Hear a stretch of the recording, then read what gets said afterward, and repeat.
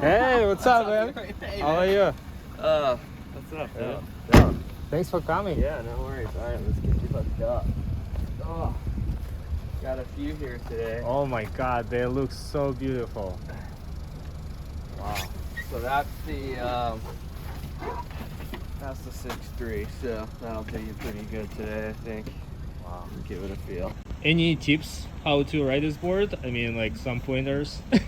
Yeah, so when you take off, you're gonna get a lot of paddle power from under the chest, but the best move is to set the rail high, and then it'll give you a chance to come down and rip a huge bottom turn. But the sooner you set the rail up high, the better you'll get going on the wave. And yeah, from there. And I guess not force it at all, just let the board do all work. The one time I say you can force it is if you set up for a good bottom turn, you can rip the biggest bottom turn you'll ever done. So that's, oh God, I'm so excited, man. And then slingshot up into the curl there. But, yeah. Sick. Yeah. All right, 6'5". See you in the water. All right. Thank you, man.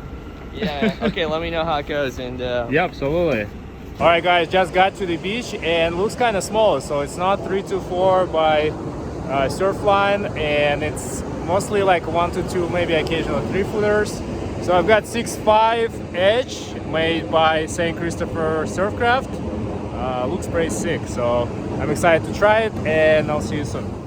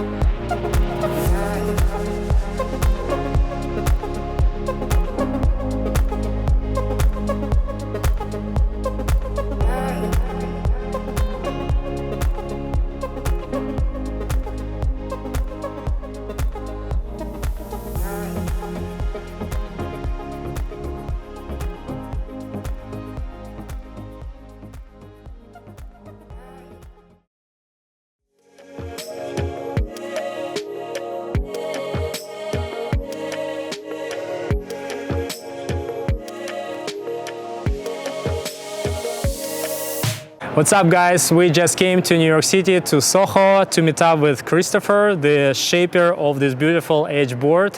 So we'll talk in more details about the design, and I'll see you soon. All right, so we're here with Christopher. Can you please tell us more about yourself, how you ended up shaping boards? Why did you pick just Edge board? Why don't you see any Siemens high performance boards and all that stuff? And what inspired you to shape, and the history of your surfcraft. Okay, yeah, I'll try to make it as concise as possible. I started shaping maybe 4 years ago, and it was actually more of an excuse to build a series of sculptures that I had in mind, because I have an art practice too, and but I kind of wanted to figure out how to properly shape the board for the sculpture, and you can imagine how that went. I just was like, oh, well, I'll just shape boards as well. So I was working in an artist studio at the time, and we had enough room that I could sort of play around with shaping. So I started out the same way as a lot of people, copying different designs, and I started out copying V-Bowls and a couple other boards, but I started to see edge boards around, watched On the Edge of the Dream with Andrew Kidman and Erickson, and did a little research, tried to understand Greenough's concepts and things like that, and I shaped my first one, and I couldn't see a reason to go back from there. And I guess my surfing history is that I've always surfed a single fin. Basically, since I was a kid, I got possessed by seeing Rob Machado like in Ulu, like just, as styled out as possible. So like since I was a teenager, I'd surfed single fins. So I had this sort of base to work off of, understanding like what single fins should be surfed like and what they're meant to do and what their purpose is, right?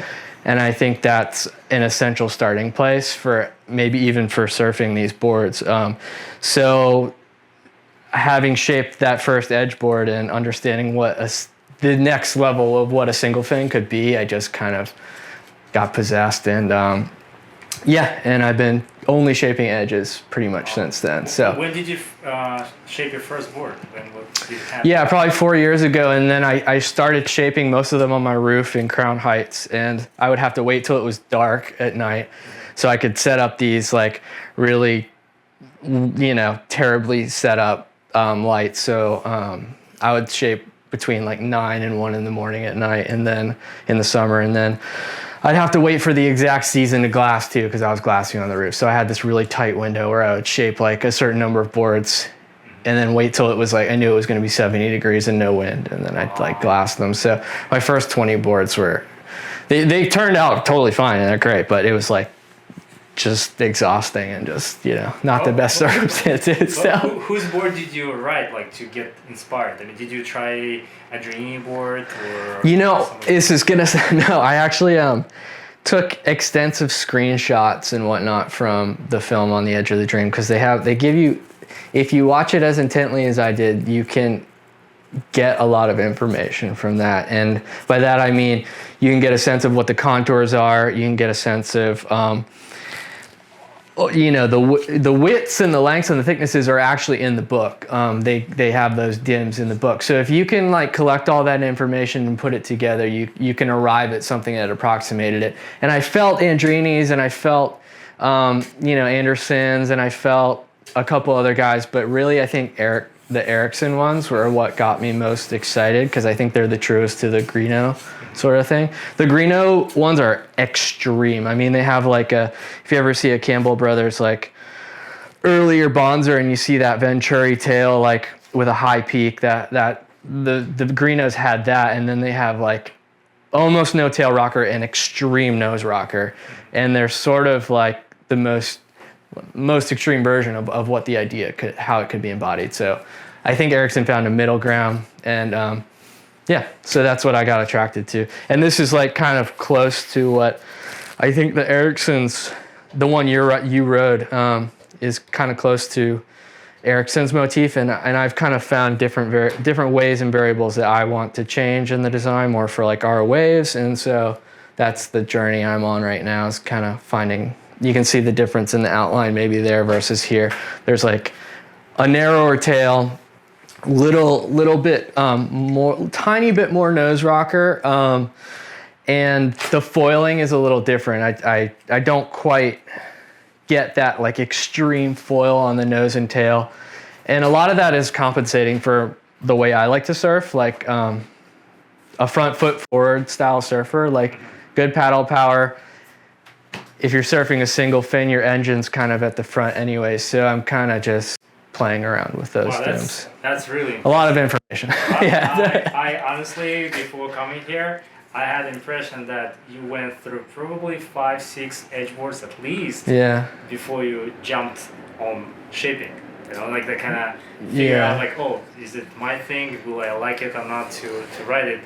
I think you were really doing your homework a lot. Studying all the spot and contours. It's really hard. It's basically shaping two boards at the same time. Yeah, 100%. Right? Yeah. It's time consuming, and I probably know why it's not too popular. Yeah. What do you think? Why people are not so into it? Is it because it's hard to shape, or it's because the cost is more, or what do you think? Yeah, I mean everything adds up to like, seeing them less frequently surfed. I mean, to me it's like so I'm at about 5 hours from taking the blank off the shelf to like signing it is about 5 hours, and I'd say that's like, it's about double what it should be. And I mean, it's because you're shaping two boards, but to me that doesn't even matter. I think it's I think people are deterred by the way that it looks. Scared, yeah, I think so. But you can tell me what your experience was. But I think the most essential part of riding these boards and not being afraid of them and hopefully increasing their popularity is like understanding what role they can play in a quiver. And if you understand, like, I think Chris did a good job of explaining to you, like, his philosophy on, and Adrini's philosophy and on how there's two types of boards, right? There's the displacement hull and the planing hull, basically. I think that's like totally relevant dichotomy in surfing, but I think the other important dichotomy is the board that has fins that produce speed based on your energy, and the boards that have a fin that allow you to position yourself to create speed, and being a single fin. So I think understanding that dichotomy within the dichotomy that Chris said is like I'm not sure everyone understands that about their surfing, right? So if you're riding a thruster, you're producing your own speed. The board should be totally different. When you're riding a single fin, the board has such little drag and certain rockers and whatnot that allow you to position yourself best on the wave, to utilize the energy of the wave to create speed. And those two things are very different in surfing. And so I've always been the one who rode the single fin. So I think I kind of understand like that way of making speed on a wave. So yeah. Yeah, it's very it's a very deep subject. Yeah, yeah. and on top of that, you need more skills too. I mean. Yeah, what was your experience with? I mean, first of all, when I saw one kind of edge board, looking edge board at Glide, I think it was like 6-8 months ago. Do you know who shaped it? I think it was Andrew Zinicola, I think. He shaped for a Storyteller Surfboard. Yeah. He does, yeah. Much shallower though, right? Yeah, it wasn't that extreme. Yeah. And then it's like, should I buy it? And then I talked to Phil Glide, and I was like, I'm not really sure. Like this area, like really scary. I feel like I probably like fall, like and won't have any control. So I just passed. Yeah. And then after talking to you, and then you offer me to demo this board, and I was like, all right, let me go for it. Yeah. Because I honestly, I wouldn't go to the shop and buy it. No way. Okay, straight up. Yeah. You know, if you want to ride this board, you want to do some, I think, research, getting inspired and knowing what you're gonna feel and what you're gonna get from this board. You know, it's not easy board that you would go grab like a single fin from, you know, any other surf shop or go custom, and you will just paddle out and then go down the line. Yeah. So when I paddle out, it was sensitive in terms of like paddling out. So it felt like kind of shortboardy a little bit. Yeah. It didn't feel like any mid-length or anything. So I felt like, wow, it's very sensitive to any move I do. Paddling was fast. You're very fast, yeah. It felt very light, no resistance. I feel like I don't have any fin. Yeah, it's pulling water. This concave under the front is just pulling water straight under your chest. Yeah. So I made it out. It was a small day, 1 to 2 feet, maybe 3 feet, like really weak. And duck diving was fine. I think it's got some volume, so it's a 6.3, and I don't know what the width is. It's 21 and it's probably like 2 7/8, so it's a pretty high volume. Definitely over 40 liters. Yeah, it's a high volume 6.3. I couldn't easily duck dive. No, yeah. Like anything around 40, I can duck dive. Anything above a little bit, I start to get struggles. Yeah. So, you know, that's fine. So I made it out and tried to get my first wave, and I tried to use your words, implement what you told me. Set your line and set your rail high. Like force it and think. So I kind of tried to do that. I picked it up. By the way, catching waves was easy. Oh yeah, I feel like I'm cheating on this board. Yeah. So the catching, paddling is amazing, fast, easy, really glidey. And it feels like you on the mid length getting to the waves. I would get in definitely early, but the riding waves, that was like a different story. So I tried to do the bottom turn and go to the top, and it fell. So wow, I felt like I don't even have any fin under me, like, because it felt like the board just like goes somewhere. And then the next wave I caught. Then I started to tell myself, hey, stay relaxed. don't do anything. Exactly. Just pop up and wait a little bit. So then I start to keep going, and Yeah. more and more down the line, I try then do the turn, which I would usually do, and I would not have any issues usually, like maybe small, kind of trimming. Yeah. And I felt Yeah. it was just like going that way, I was going backwards. Yeah. It's like I don't know, maybe something's wrong with me, but I think like I had to be really precise with what I'm doing. So the next wave I was trying to do more and more, try to kind of like just be relaxed and go down the line, not even do turns yet, just to feel my, I think like more important, like a foot positioning and all that stuff. So, and it worked out well. So I was able to do some kind of turns, like a snaps, kind of like off the like a broken wave, kind of smoke, kind of floaters. Yeah, re-entries. So, re-entries, re-entries, and it worked well. So I was stuck on that. Yeah. But sometimes the same wave, same position, it wouldn't work. Yeah. And I think it was more about me. So if I move a little bit, shift my weight a little bit too much on the back foot, then it feels like it's losing traction at some point, and and it force shoots out there. So then it was the second session when it was glacier. It had a little bit more punch. Then that's when I really felt the board, the speed, and I glide that I don't have to do anything. So I actually some bummed that I didn't bring my laptop with the sessions. I wasn't going to show you. But I don't know if you saw my. I did. Yeah, definitely. So I posted only my switch stance riding the board, and usually my switch stance sucks. I'm like on beginner level, but I felt that it has stability and has a lot of speed on it. I don't have to work really hard to pump down the line to get speed. I feel like it's going even faster than a single fin. Go like even twin fin for sure. So I was just passing all the sections easy, feeling kind of I'm going finless. Then I tried to do. So I got more comfortable with that. So even like on the second session, I started to feel more comfortable. I started to feel the board, where I should accelerate, where I should stop or slow down to do some turns. And it was still not to the point to do like a proper cutback that I would do normally on any other board. So that thing, I think it's gonna take more time to work on that. Maybe I need more wave, like a more open face, and I need to read better, like the line I want to draw on this board. I mean, from my experience, what I love about this board is just easy paddling, easy entrance, a lot of speed and you want. It's sensitive and it feels like kind of shortboard to me. I could do probably really nice floaters and fall and do some other things like get used to do. But for doing proper turns around houses and stuff like that, maybe this board is not for that performance. I think that this is what I kind of feel. Maybe it's something I need to just put away, just enjoy the other part.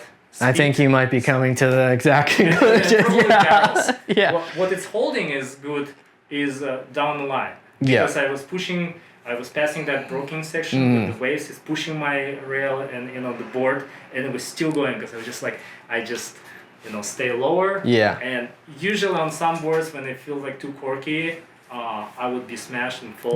This one holding still feel like on a longboard you're holding it. It's like projecting down. You nailed it because I think that's the most essential part about these boards. When you have a twin fin board, when you have a thruster, the rail is designed for you to press hard against. This, like you said, it feels slightly longboardish. This rail, it's like nearly 50, it's 60-40, but it's pretty soft. And because of that, it sets in really well. And like you were getting it, that barrel experience is insane because that rail just sets in so nicely into the wave. And then any foam ball hitting the board is releasing off of here and you're getting a dampening effect. None of that foam ball's wrapping your rail like it would on a normal board. So Yeah, I think you're kind of hitting the nail on the head in terms of like the phenomena you're gonna feel. I was really stoked. I was able to do some turns, like a small cutbacks. Yeah. But I would have to be really precise and kind of push it a little bit with my front foot, not like really rely on I think like a kind of line that I would choose. Like I would have to maintain, that.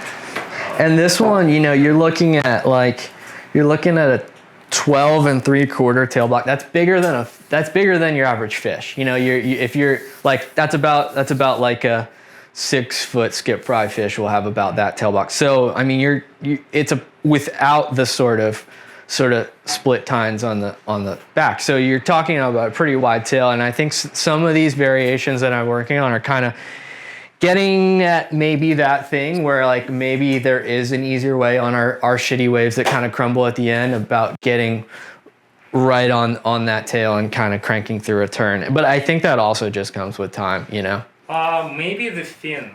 If I feel like you should have like a maybe regular fin, more like a generic fin, like a shape.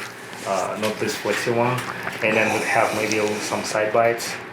Then it might have a little bit better grab, like correcting my mistake. Yeah, let's look at this other one while we're here. We're looking at 11.5 on a tail block, so a lot narrower. And then I think this is maybe 20 3/4. It's a lot narrower. And to me, putting those on, it's not about the fear you have when you put something on that board is that someone's gonna think it's like a thruster or a 2+1. It's not. I mean, the reason for those fins, they're vertical, right? They create hold. They don't produce thrust, or drive. So to me, it's like it's kind of getting at maybe that other thing you're talking about, where like you can take off a little later and have hold in the face without incurring too much added drag, which is always the worry, right? The point of these boards, like the narrowness of this stem, I mean, it's about as dragless as you can get. So adding these with a little cant and a little rake, you're gonna incur a little drag. But I think the benefit is you get the hold. I would ride this on a big day, probably, So a like steeper day, right? So yeah, it's kind of for me about I'm trying to find that balance, right now with that. There's definitely some holy grail. That's yeah. So I think you're totally right about the smaller one and the bigger day, but this side bites definitely when it's steeper, you just really want to have a little bit more confidence. And then the board that I rode 6.3, I think if I even had 6.5, I'd definitely be able to grovel into like a really shitty wave and rock away. And that's what you probably need, like, because the waves are here really closing out quickly, and you want to just pass those sections. If you just, I think it depends on what you like to do on waves. Absolutely. Like, just go downline cruise. Yeah. Some people want to do more turns, but I think some certain boards for turns, that's why they exist. So if you want to do more cutbacks and turns, you get on a high performance shortboard and do this thing. There's no like perfect mixture, I think. And I think there is a way, like, so the approach I take with these is like I try to stay on rail the entire time I'm surfing the wave, and by that I mean as I enter that initial high line, I immediately try to transition off that rail, then back down, and I'm always trying to stay on rail. And those turn out to be pretty sexy turns most of the time, and they're not the type of turns where you're, for example, in a twin or a thruster where you're producing speed then killing speed, producing speed, killing speed. It's not that at all. It's harnessing the speed of your positioning, and to me, that it takes longer with these boards to understand the feeling of what it is to be on rail the entire time you're surfing. That's what I got from watching Ellis surfing. Where I was watching his clips, and that's why I was more into it to try it. And the way he's like, he seems like even him sometimes struggling a little bit. But he has to sit really like low to engage that rail to really have. He grabs the rail and like just like cranks the living shit out of it, like. I mean, we can always maybe better waves than us. That's why it's easier to ride. But I think on a good day, if it's an open face, mid to high tide, like a really good hurricane swell, you can really have a lot of fun and dial it. I think the number one thing if you're gonna pick up a board like this and take it out surfing is ask yourself, is the water going to move fast enough under the surface of my board for it to displace off the edge? Because if you're taking that on a mushy day, all that water's doing is it's going and just rolling.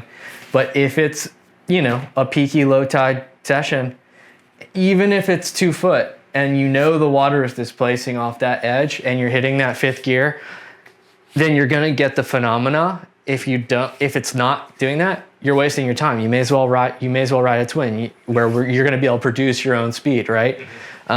So to me, that is like the most essential thing if someone's considering buying or riding one of these boards, is like understanding that variable. Yeah. I have a video on my Instagram of me throwing water against the, and I know I could like get it dialed to the point where like I could tell you if the water's not traversing across your board at 15 miles per hour or 20 miles per hour, then it's not, but you know, that's almost irrelevant. But I think it's down to that level of physics where it's like, if it's not traversing at a certain speed, it's not gonna matter. So if you look at like a board surfed on the World Tour, there's a reason that it's insanely neutral. The board is meant to be a vehicle for those people to do absolutely whatever they want on it.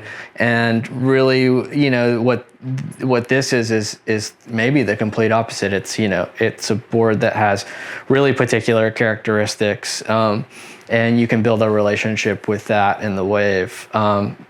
If you wanted like do whatever you want on a wave, probably don't ride one of these. And I think it's about that attitude in a way, and the approach. But yeah, if you want to feel something incredible via the board itself, then I think that's a good place to start. You know, I'm not in the business of educating people, but I think they should know like what the variables of their board are doing. And I think this particular set of contours, it exists in a lot of boards, but not both the sort of displacement hull type edge condition with the sort of contours of this bottom. So, I mean, really easily, you can see there's a single that starts very early, runs through here, and then you get essentially what you could call a Venturi type effect, where it starts to be a double into a spiral V, right? Into just V. And really, I mean, that's pulling in the water around the fin and letting it out, right? So your Venturi effect should essentially, like, the compression produces speed, creates lift, all this. So that's where that speed's coming from. And then you have the constant release off of the edge. So yeah, those contours are pretty important, and they're not going to change much from edgeboard to edgeboard, because that's like, yeah, because if you change it, that's not it's like it's just not really going to work. So and I think I push this this concave depth to the extreme, not as far as Greenough's from what I can tell, but like it's deeper than a lot maybe other ones you've come in contact with. I know Mark's aren't usually that deep, Mark Andrini's, and then Ericsson's are pretty close to this, but to me, I think like I'm getting the rail I want out of here, and I'm getting the thickness I want. So it's kind of a product of those two variables in a way. And it seems to work really good. When you get on rail, I mean, the obvious effect is you have concave, right? So this buried rail is going to create lift. So you might have felt that on a lot of your, if you were trying to cut back, you might have felt the board even lifting up a little bit. And that's why you need the soft rail to bury it. So it's this dialogue between like the concave. You know, all boards are doing that. All boards are trying to create a dialogue between speed and control. And so there's all the variables. All right, so how people can find you? I'm at Saint Christopher Surfcraft on Instagram, and go check out the boards at Pilgrim. And I'll keep posting with what I'm making, and I'm gonna take it to the glassers as soon as I can, and I'll have it available. And I have I have upwards of 6 or 7 demo boards, which are really just the boards I ride. Can people reach out to you? Yeah, 100%. They can reach out, and then I hope to just have a demo day sooner than later where, you know, when we actually have some waves, I can bring them down there and people can try different sizes. Because I think... Let me know. I have a couple people asking me about... Perfect. Like, once I start posting, like I'm surfing edge boards, yeah. people would like to know what more about the... And I think there's like a lot... There's this idea that I think people think they need a bigger one than they need or not, but you know, like we said a couple times already, it's 2 boards in one. There's nearly 3 inches of foam running through the middle of this board, and it's 21 inches wide. There's more foam there than you probably think. Like I have a V-Bowls that I think might have less volume than, like, you know, my 6'5" version of it. That's a 7-foot V-Bowl. So yeah, that was a great conversation. And, yeah. Thank you for letting me demo the edge board. Yeah. It was a great experience for sure. So thank you, Chris. Nice one, Yuri. Woo.